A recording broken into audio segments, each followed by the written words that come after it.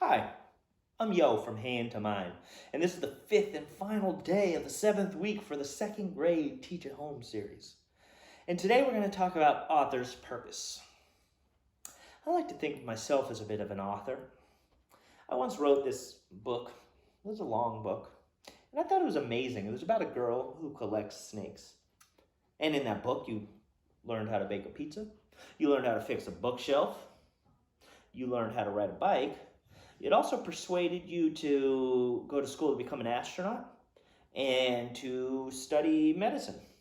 All in the same book. And I thought it was great. It had everything, pretty much everything. Everything you could possibly read about was in the book. But I took it to the publisher, and the publisher said, I like it, but why don't you just write about a girl who collects snakes? Or why don't you just write a cookbook where you can teach people how to make a pizza dough?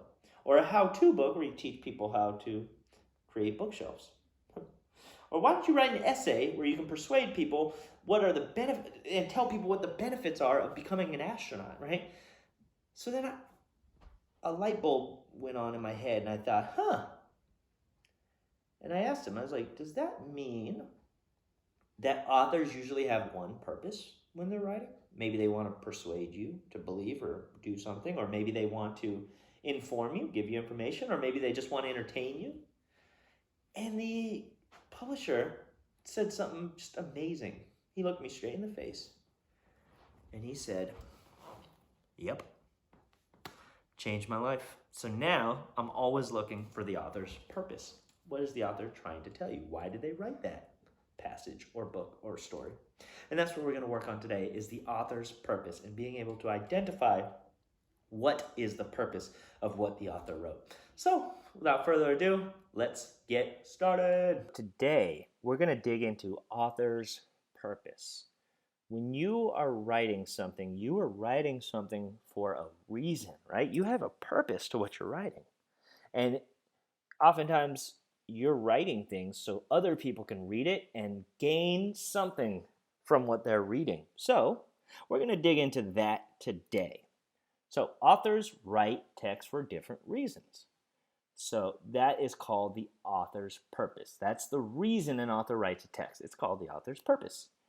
Authors usually write for one of three different purposes. Now there are more, but the three main ones are, well, to persuade a reader or convince them of something, to entertain a reader, and to inform a reader. And I said and or because oftentimes they have a main purpose. For instance, a piece of writing can be to persuade you, but it can also be entertaining. Or a piece of writing can be entertaining, but it can also give you some really good information, right? So we're going to be digging into this today and determining whether a piece of writing is written to persuade, to entertain, or inform.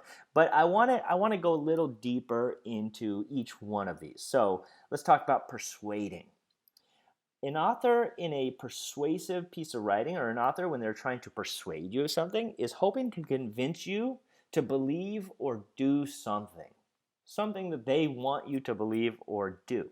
So when you're reading a piece of text and you want to know if it's meant to persuade you, a couple of things you can look for is, well, does the author share a lot of opinions about something? And are they also giving you reasons why you should believe them? Oftentimes, something that's persuasive, they have to provide you with a lot of reasons and opinions to help change your mind. So, examples of persuasive writing are essays. Oftentimes, you have to write an essay in school, maybe arguing something or debating something. Also, in newspapers, there's something called editorials, where people can write in and give their opinions about a matter. And oftentimes, speeches are persuasive, right? If a politician is trying to run for president, then maybe they're going to give you a speech that has a lot of tools for persuading the people listening to it. Now, when a text is written to inform you, in that case, the author hopes to inform the reader of a certain subject or a discovery that has been made. So when you're reading a text and you want to know if it's meant to inform you, some things you could look for is a bunch of facts and information. You could also look for data. like numbers. You can look for charts, graphs, diagrams, sometimes pictures to help to really show you the information that they're trying to pass on to you. And so some examples of some informative writing that's meant to inform you: newspapers, textbooks, how-to manuals that tell you how to do things. That includes cookbooks. Anything that's step by step that tells you how to do something is considered to be informative or meant to inform you. And then the last is entertain. A lot of what we read is meant to entertain us. So the author simply wants the reader to enjoy reading what they're reading. So if you're looking for something that is meant to entertain, look for characters.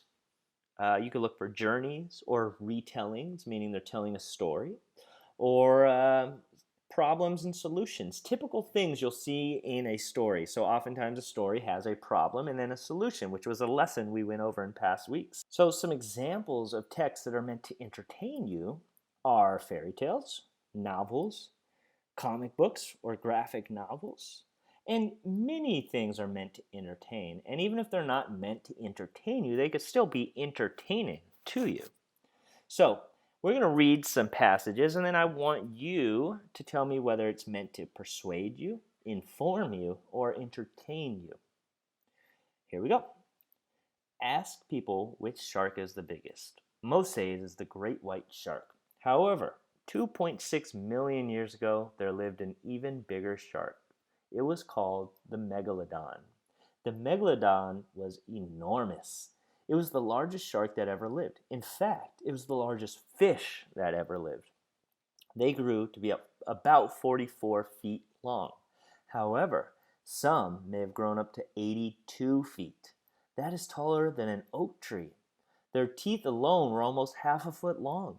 Most impressive, their mouths opened to be almost 10 feet wide. The tallest person to ever live could have walked into her mouth and stood up easily. How's that for a big bite? So, let's look for information that tells us whether it persuades us, informs us, or entertains us. Well, here I see they're talking about a huge shark called a megalodon. Okay, so they're telling us about something. They're informing us about this shark. And I see all these cool facts, all these cool numbers, statistics about it. It was the largest shark that ever lived. It was the largest fish that ever lived. It grew to be really big, usually 44 feet, but up to 82 feet. Their teeth were half a foot long. Their mouths were almost 10 feet wide. So I see a lot of information, a lot of data that talks about this one megalodon. So to me, it's informing me. The reader learns through reading this that they learn many cool facts about the megalodon. So it's an informative piece of writing. It's meant to inform me. What about a different one? Here we go. As your class president, I will make you happy.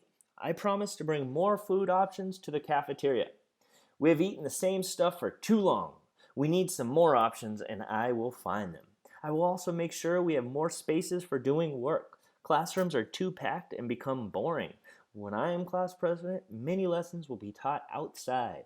I will also make sure that our school garden is taken care of.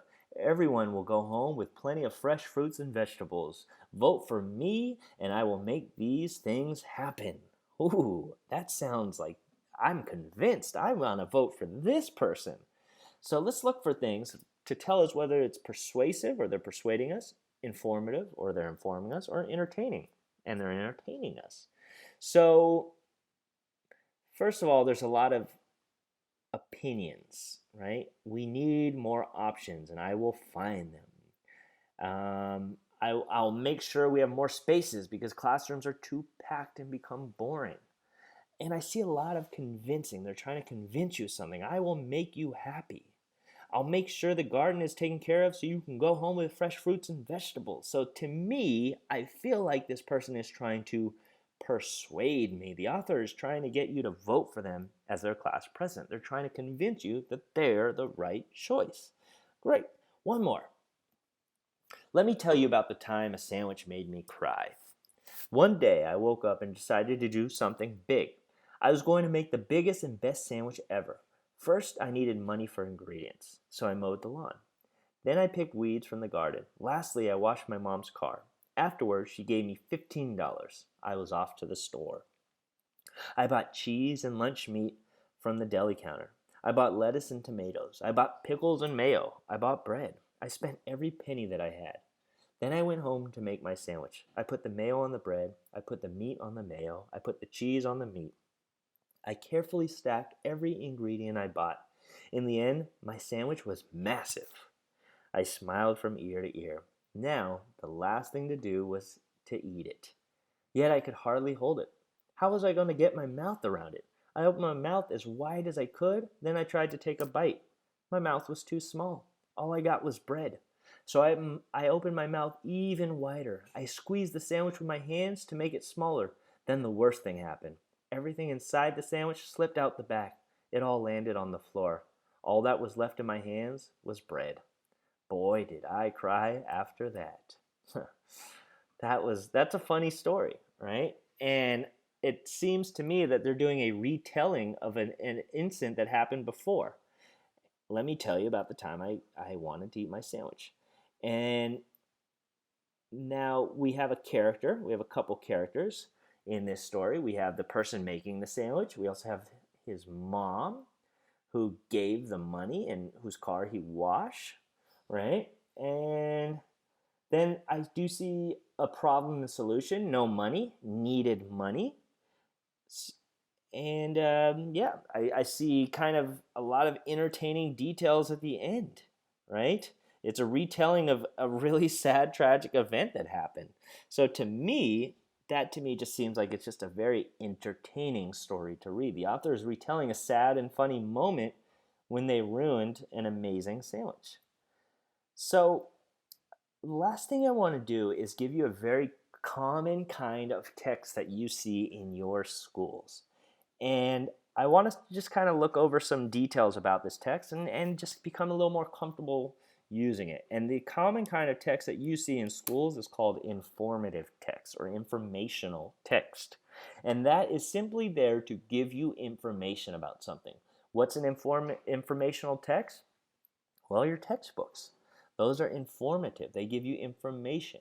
So it's important to just have some skills in reading informational texts. So here's one about making pasta from scratch, and feel free to read along. Making pasta from scratch.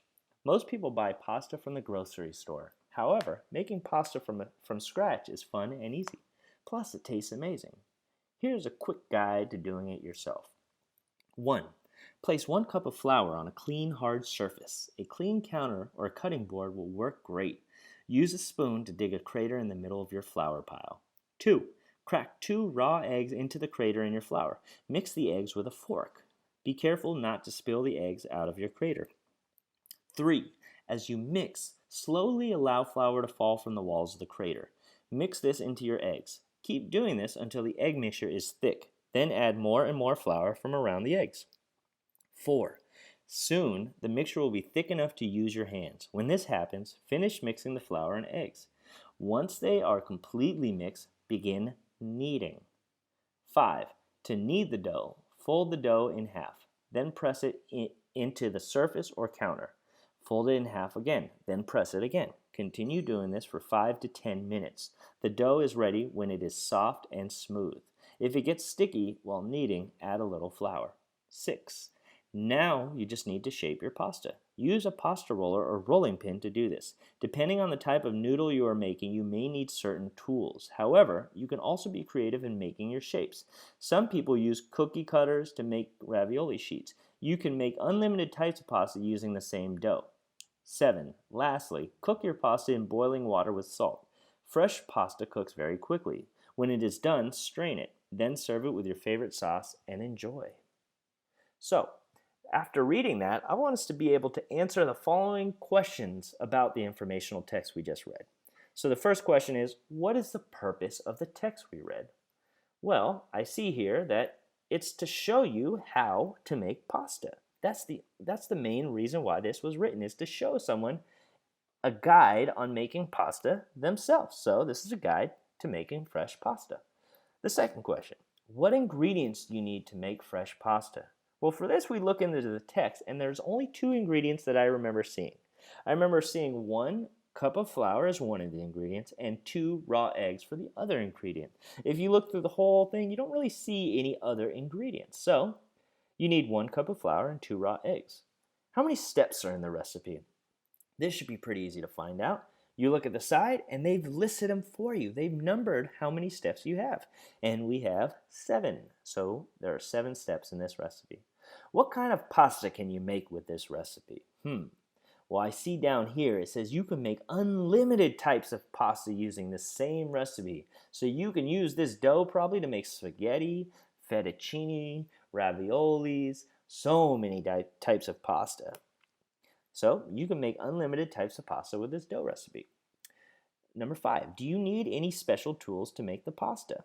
Well, this says that, yeah, like you're probably going to need you're going to need a pasta roller or a rolling pin, but you might also need other special tools, but you can get creative.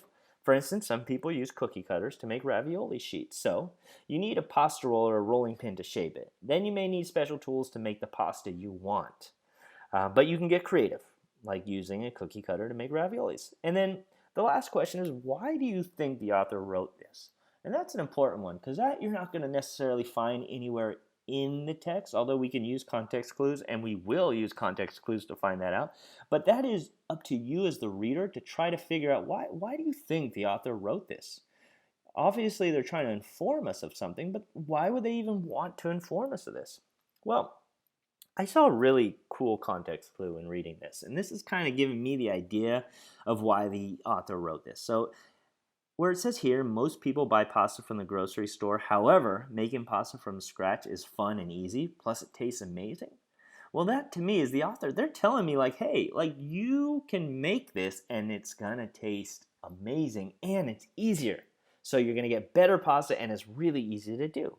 So to me, the author is telling us that pasta made at home is better than pasta from the store.